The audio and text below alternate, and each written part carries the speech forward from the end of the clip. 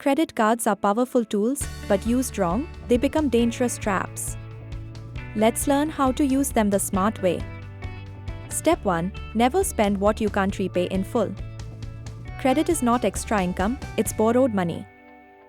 Step 2. Always pay your total bill, not just the minimum due. Minimum payment is equal to debt trap is equal to high interest. Step 3. Use it like a debit card. Swipe only for planned, budgeted expenses like groceries or petrol. Step 4. Automate your bill payment. A missed payment is equal to late fee plus interest plus credit score drop.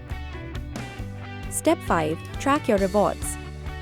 Use credit cards to earn cashback or points, but only for things you were going to buy anyway.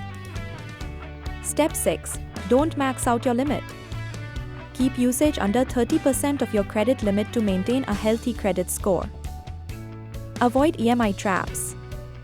Those 0% EMI offers can lead to overspending, especially on gadgets and vacations. Credit cards aren't evil. Bad habits are. Use them right, and they help build your credit history and give flexibility. Smart credit card users earn rewards and build financial power.